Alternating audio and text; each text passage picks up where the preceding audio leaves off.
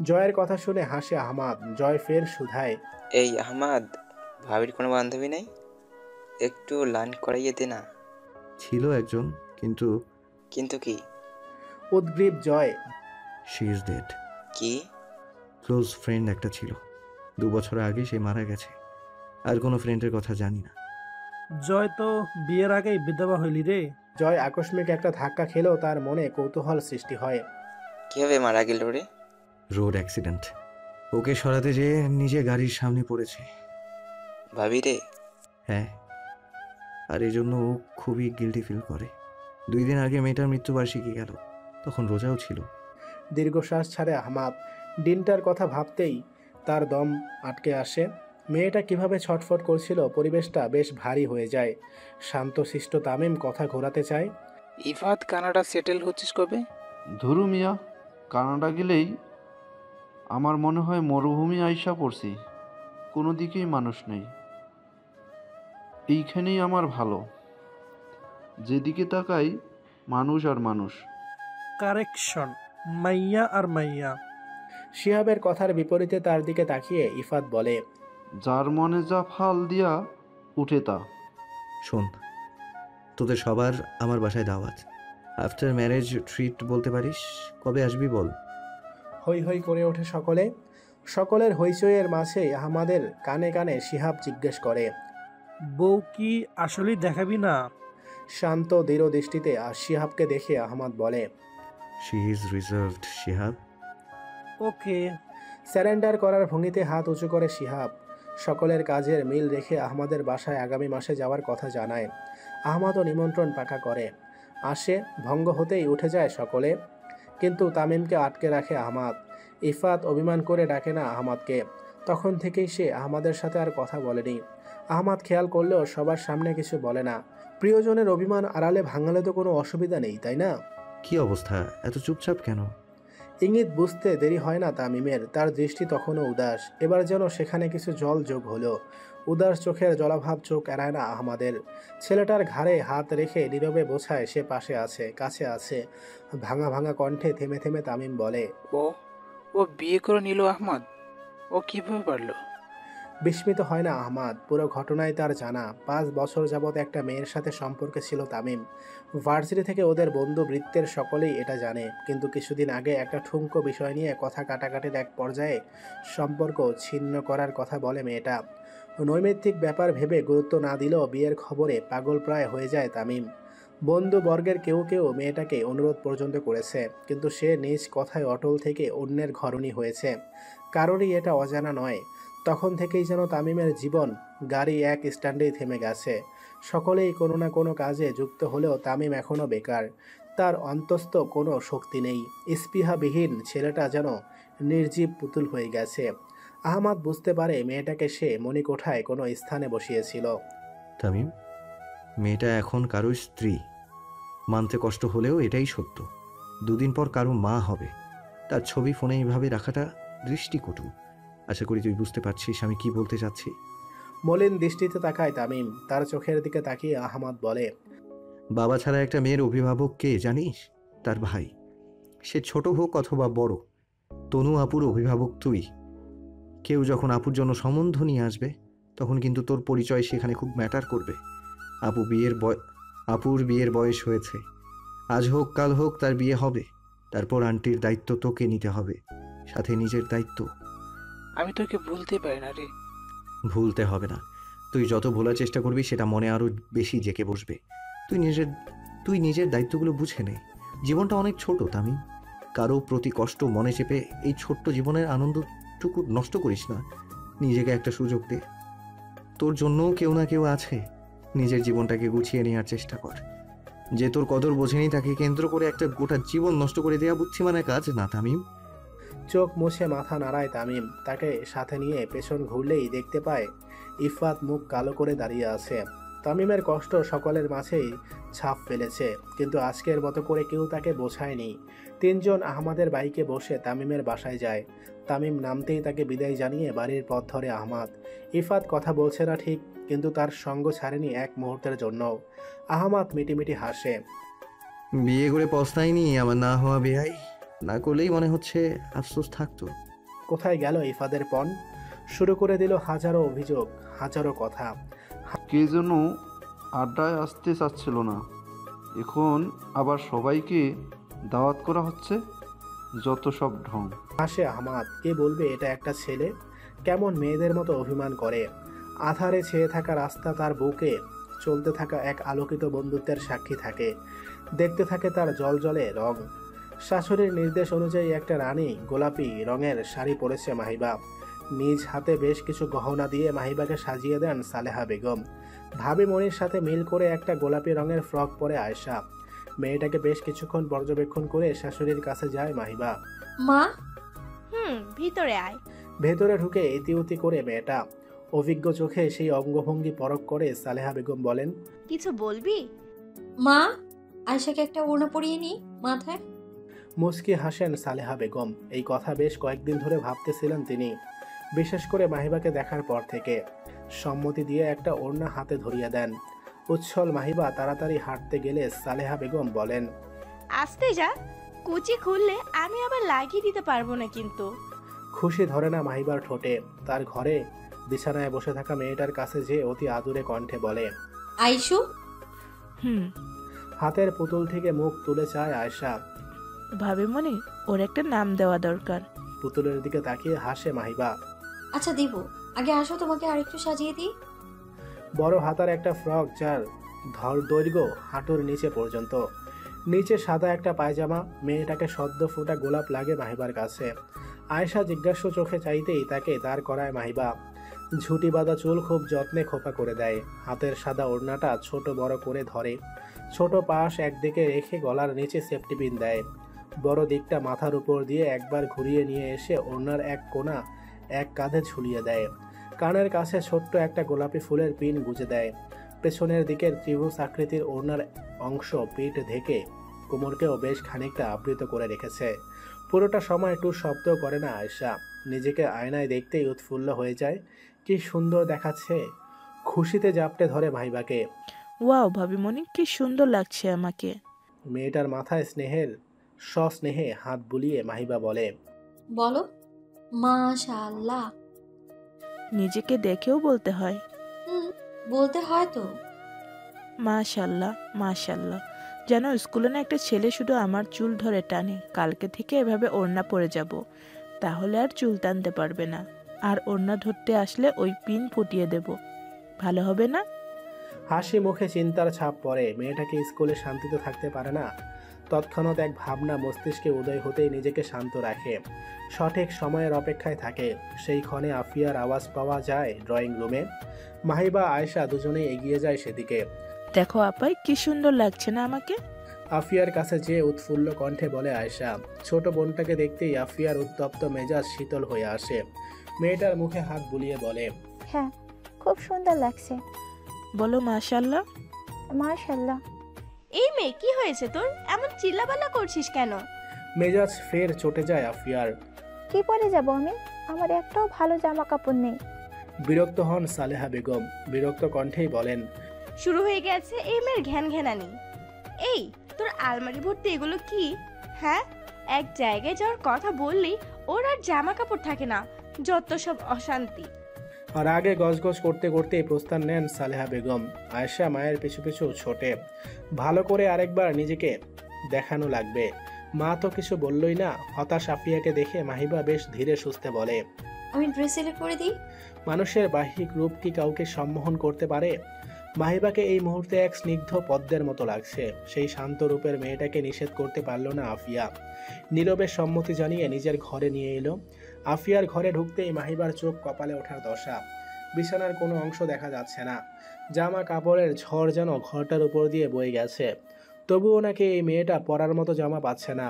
আহারে, পুরো বিছানায় ঘেটে ঘুটে একটা নেভি ব্লু রঙের থ্রি পিস পেল মাহিবা। আফিয়ার সামনে ধরতেই মনে হলো মেয়েটাকে এতে খুব মানাবে। এটা পরবে আফিয়া, সুন্দর লাগবে। এটা তো আয়রন করা নেই, বিশ্রী হয়ে গেছে। আমি এক্ষুনি আয়রন করে দিচ্ছি। আফিয়ার উত্তরের অপেক্ষা না করেই কাজ শুরু করে মাহিবা। শাড়ির ছড়ানো আঁচল গুছিয়ে নিয়ে জামাটা আয়রন করা শুরু করে। এই দৃশ্য দেখে আফিয়ার মনে হয় মেয়েটার মাঝে কোনো অভিনয় নেই। ভিতরে যেরকম বাইরেও সেরকম। ইতিবাচক ধারণার পারও তার একটু উঁচু হলো কি? বিন্দু বিন্দু ঘাম জমে গেছে মাহিবার নাকে। ঘরমাক্ত মুখে আয়রন করা জামাটা আফিয়ার হাতে দিয়ে বলে, তুমি আমার ঘরে যে জামাটা পরে আসো, আমি এগুলো ভাঁজ করে রাখি। থাক, আপনাকে পাস করতে হবে না। আচ্ছা তুমি যাও তো। ঠেলে আফিয়াকে পাঠিয়ে দিয়ে বিছানা গোছানো শুরু করে মাহিবা। আফিয়াও আর কিছু বলার সুযোগ পায় না। তৈরি হয়ে আসতেই মেয়েটাকে এক পলক দেখে মাহিবা। জামাটা বেশ ঢিলে ঢালাল আছে। এই পায়জামাকে কি বলে? প্লাজো বোধহয়। ওড়নাটা মাথায় জড়ানোর চেষ্টা করছে আফিয়া। কাজ শেষ হতে মাহিবা দেখে এভাবে ওড়না পরলে শরীরের বেশ কিছু অংশ দৃশ্যমান হচ্ছে। আমার একটা নেভি ব্লু ওড়না আছে, ওটা পরবে? কেন, এটা ভালো লাগছে না? না, এটাও সুন্দর, তবে ওটা মাথায় পরতে আর এটা গায়ে জড়িয়ে নিতে, তাহলে বোধহয় বেশি ভালো লাগতো। আয়না থেকে মুখ ঘুরিয়ে মাহিবার দিকে তাকায় আফিয়া। কৌশলে কথাটা বলে মাহিবা। বিয়ের পরদিনই পর্দার প্রতি আফিয়ার মনোভাব সম্পর্কে সে জানতে পেরেছে। এখন সেই কথা বললে নিশ্চয়ই মেয়েটা মানবে না। বেশ কিছুক্ষণ ভাবে আফিয়া, অতঃপর সম্মতি প্রদান করে। আচ্ছা দিন। নেভি ব্লু রঙের একটা সুতির ছোট ওড়না নিয়ে আসে মাহিবা। আফিয়াকে পরতে সাহায্য করে। 3 পিসের ওড়নাটা পিঠ থেকে 2 কাঁধে ঝুলিয়ে দেয়। সেফটি পেনের সাহায্যে আটকে দেয় 2 প্রান্ত। নিজেকে দেখে সন্তুষ্ট হয় আফিয়া। তার কোনো কৃতজ্ঞ বাণী শোনার অপেক্ষা করে না মাহিবা। চলে যায় নিজের সর্বশেষ প্রস্তুতির জন্য। বের হওয়ার কালে মাহিবাকে দেখে অবাক হয় আফিয়া। অমন স্নিগ্ধ পদ্মের মতো রূপটা কই, কিছুই তো দৃশ্যমান নেই। এমনকি এর ভেতরে যে রয়েছে তার বয়সটা অনুমান করাও কষ্টসাধ্য। তার মাও তো বোরকা পরে, কিন্তু মুখ না ঢাকার কারণে চিনতে এত সমস্যা হয় না। কৌতূহল লুকাতে না পেরে বলেই ফেলে, আপনি এভাবে বোরকা পরলেন কেন ভাবি? অবচেতন মনে ভাবি ডাকলেও সেটা কান এড়ায় না মাহিবা। এই প্রথম মেয়েটা সম্বোধন করলো। কি খুশি লাগে মাহিবার। খুব কৌশলে বলে, যার জন্য এই সাজ সে দেখলেই তো হলো। জনে জনে দেখিয়ে বেড়ালে তো সাজটা মলিন হয়ে যাবে, তাই না? আফিয়াকে কৌতূহলের সাগরে আরেকটু ডুবিয়ে দিতে মাহিবা বলে, একটা কাজ করবে আফি? এগিয়ে আসা মেয়েটার দিকে এক কদম আগায় মাহিবা। পরিবারের দেওয়া আদুরে নামে ডাকে। ডাকটা আফিয়ার হৃদয়ে লাগে। অন্য কারো মুখেই প্রথম ডাকটা শোনা। মেয়েটা যেন সম্মোহিত হয়ে যায়। কি কাজ? আজকে বাসায় ফেরত আসা পর্যন্ত পুরোটা সময় তোমার আর আমার দিকে একজন পুরুষের দৃষ্টি খেয়াল করবে, ঠিক আছে? সম্মোহিত আফিয়া ভাবার সুযোগ পায় না। সম্মতি জানিয়ে গাড়িতে ওঠে। খাবার দাবার হাতে ঢুকতেই সামনের পরিবেশ দেখে অজানা আশঙ্কায় কেঁপে ওঠে মাহিবার মন। সব কিছু ভালোই ভালোই হবে তো? সালেহা বেগমের বড় বোন শেফালি বেগমের এক ছেলে। সায়ান বয়সে আমাদের থেকে বছর 2-1 বড়। পেশায় একজন ইঞ্জিনিয়ার। কর্পোরেট অফিসের বেশ উঁচু পদে তার অবস্থান। তার স্ত্রী হেনা। শেফালি বেগম এই আয়োজনে সামিল করেছেন পুত্রবধূর বাবার বাড়ির কিছু মানুষকে। সদর দরজা পেরোতেই সামনে এত মানুষ দেখে ভরকে যায় মাহিবা। শেফালি বেগমের পরিবার সম্পর্কে জেনেছে শাশুড়ির থেকে। সেই হিসাবে এত মানুষের সামনাসামনি হওয়ার মানসিক প্রস্তুতি তার ছিল না। হঠাৎ ধাক্কা সামলে উঠে হাসি মুখে সালাম জানায় শেফালি বেগমকে। মহিলা সে হাসি দেখলেন কিনা বোঝা গেল না, তবে আয়েশার মাথার এক ফালি কাপড় তার দৃষ্টিগোচর হলো বটে। মন মনে হিসেব কষতে বসলেন, এই অবনতির শেষ কোথায়। বসার ঘরে উপবিষ্ট হেনার বাবার বাড়ির সকলের সাথে কুশল বিনিময় করলেন সালেহা বেগম। টুকটাক কথাবার্তা হলো, বাদ গেল না আয়েশা আফিয়াও। সকলের উৎসুক দৃষ্টি মাহিবার দিকে পড়তেই শেফালি বেগম বিরস মুখে বললেন, ওকে আর আপনাদের দেখতে হবে না, মেয়ে বহুত সুন্দরী, তাই যার তার সামনে মুখ খোলে না। সায়ানের বাবার সাথে কথা বলিনি, আর আপনাদের সাথে কি বলবে? সায়ানের বাবা অবসরপ্রাপ্ত স্টেশন মাস্টার। লোকটা স্ত্রীকে থামতে ইশারা করলেন। শেফালি থাক মা, তোমার ঘরে যাও। তোমরা ঘরে যাও। আফিয়া, ওকে তোমার ভাবির ঘরে নিয়ে যাও। সূক্ষ্ম অপমান মুখ বেজে সহ্য করল মাহিবা। মেয়েটার হজম শক্তি বেশ। বদ হজম হলেও সমস্যা কি? বাড়ি ফিরে একটা অ্যান্টাসিড খেলেই হলো। ঘরে ঢুকতে গেলেই আফিয়াকে হাত ধরে থামায় আয়েশা। জিজ্ঞাসু চোখে বোনের দিকে তাকাতেই মেয়েটা ফিসফিসিয়ে বলে, পারমিশন নিয়ে ঢুকো আপাই, এভাবে ঢোকা পেট মেনার। চকিতে মাহিবার দিকে দৃষ্টি দেয় আফিয়া। মেয়েটা মুগ্ধ চোখে বিয়ের পরদিন সকালের ঘটনার স্মৃতিচারণ করছে। আহমাদকে সে এভাবেই থামিয়েছিল না। History repeats itself. আফিয়ার বুঝতে দেরি হয় না এই শিক্ষার শিক্ষককে। হাট করে দরজা খোলা থাকলেও অনুমতি চায় মেয়েটা। ভাবি আসি? হাসি মুখে এগিয়ে আসে হেনা। সাদরে গ্রহণ করে সকলকে। মেয়েটা সুন্দরী বটে, ভাবে মাহিবা। কি গো মাহিবা, কেমন আছো? আমাকে চিনেছো? আমি কিন্তু তোমার বড় যা। একদমে কথা বলে থামে হেনা। বিব্রত বোধ করে মাহিবা। আদত এই মেয়েকে সে দেখেছে কিনা সন্দেহ। চেনা তো বহু দূরের কথা। সেই ক্ষণে আফিয়া বলে, তুমি যেভাবে বিয়ে খেয়ে দৌড় দিলে, তোমাকে ভাবি চিনবে কিভাবে? মাহিবার হাত দুটো মুঠোয় নিয়ে নেয় হেনা, বলে, মাহিবা, ওই দিন আমার আপু অসুস্থ হয়ে গেছিল, তাই হুট করেই চলে যেতে হয়েছে। তোমার সাথে কথা বলার সুযোগটাই পাইনি। তুমি কিন্তু কিছু মনে করতে পারবা না। আই, মুখ খুলো তো, নতুন বইয়ের মুখের জেল্লা দেখি। মেয়েটার আন্তরিকতায় মুগ্ধ হয় মাহিবা। প্রথম পরিচয় কি দারুণ করে কথা বলছে। মুখ খুলতে গেলেই ঘরে প্রবেশ করে একটা ছেলে। মুখের আবরণ আর খোলা হয় না মাহিবার। কি ব্যাপার, খুলছো না কেন? আরে এখানে কোনো ছেলে মানুষ নেই, খোলো খোলো। মাহিবা বুঝলো না সামনে দাঁড়িয়ে থাকা মানুষটাকে ছেলে ছাড়া আর অন্য কিছু বলা যায় নাকি। তার দৃষ্টি অনুসরণ করতেই হেনা বলে, আরে ও তো আমার ছোট ভাই হিমেল। আরিফ আর ও একই কলেজে পড়ে। ও তো এখনো ছোট, ওর সামনে মুখ খোলো, কিছু হবে না। আরাম করে বসো তো, আমি দেখি ওইদিকে কি অবস্থা। মুখ বাঁকায় আফিয়া। এই ছেলেটা কি ছোট? কলেজে উঠে কতদিন যে ওর পেছনে ঘুরেছে, কত প্রেম বাক্যে ভরা চিঠি যে দিয়েছে, সে হিসাব কি রেখেছে? রাখলে বলতে পারতো না। ভাবি, তুমি দুধের বাচ্চা ভাবলে কি হবে? তোমার ভাই পেকে গেছে, মেয়ে দেখলেই সুযোগ খোঁজে, যত সব। আফিয়ার সাথে আলাপ জমাতে চায় হিমেল। মাহিবার দিকে ফিরেও তাকায় না। বিরক্তি বোধ করে আফিয়া, তবে প্রকাশ করতে পারে না। যতই হোক আত্মীয় বলে কথা, ইচ্ছে না থাকলেও অনেক কিছুই বলতে হয়। আফিয়ার পক্ষ থেকে আগ্রহ না পেয়ে প্রস্থানও নেয় হেনার হিমেল। একটু পর হেনা রুমে ঢুকে পর্দা টেনে দরজা ভিজিয়ে দেয়। স্বস্তি পায় মাহিবা, মুখের আবরণ সরায়। তবে হেনার দিকে দৃষ্টি গেলে সংকোচে দৃষ্টি সরাতে বাধ্য হয়। হেনার শাড়ি কোমরের দিক থেকে বেশ খানিকটা সরে গেছে। মাহিবা কিছু বলবে কিনা ভাবে, শেষমেশ বলেই ফেলে, ভাবি, আপনার শাড়িটা সরে গেছে। সেদিক পানে একবার চেয়ে হাসে হেনা। মাহিবাকে পরামর্শ দেওয়ার ভঙ্গিতে বলে, শাড়ি পরলে এমন একটু একটু হয়, এত সুন্দরী লাগে, বুঝেছো? মানুষ কিভাবে তাকায় দেখুনি? খুব স্বাভাবিকভাবে বললেও মাহিবার কানে কথাগুলো সীসার মতো ঠেকে। সায়ান এখনও বাড়ি ফেরেনি। তবে এই সৌন্দর্য কাকে প্রকাশের জন্য, নাকি এই সৌন্দর্য উন্মুক্ত? সালেহা বেগম এসে থেকে বোনের সাথে কাজে হাত লাগিয়েছেন। বউ মেয়েদের দিকে খেয়াল রাখার সুযোগ পাননি। সবাই খেতে বসলে সেই ক্ষণে মাহিবার কথা মনে হয়, মেয়েটা তো এভাবে খাবে না, ঘিরে দিয়ে এলে ভালো হবে। সেই কথা ভেবেই বড় বোনের উদ্দেশ্যে বলেন, বড় আপা, মাহিবা কোথায়? হেনার মায়ের সাথে কথা বলছিলেন শেফালি বেগম। বোনের ডাকে ফিরে তাকিয়ে বলেন, হেনার সাথে ওর ঘরে আছে। বিচলিত বোধ করেন সালেহা বেগম। তুমি যে বললে সায়নের আসার সময় হয়েছে। হয়েছে তো? বুঝতে পারে না নাকি না বোঝার ভান করে সেটা বোঝেন না সালেহা বেগম। তবে পুত্রবধূর স্বকীয়তার বিষয়ে তিনি বেশ তৎপর। হেনার মা চলে যেতেই ছটফট করতে থাকা বোনের দিকে তাকান শেফালি বেগম। আশেপাশে দেখে নিচু কণ্ঠে বলেন, শোনো সালেহা, কিছু কথা বলি, বৌদিরা তো মাথায় তুলতে নেই। তুই যেমন করছিস, এই মেয়ে কয়দিন পরেই দেখবি তোর মাথার উপর ছুরি ঘোরানো শুরু করেছে। ছেলেকে আঙ্গুলি নাচাবে। আর তো ছোট মেয়ের কথা কি বলবো, ওইটা তো এসে থেকেই ওই মেয়ের লেজ ধরেছে। ওই মেয়েও কি ঘোল খাইয়েছে কে জানে।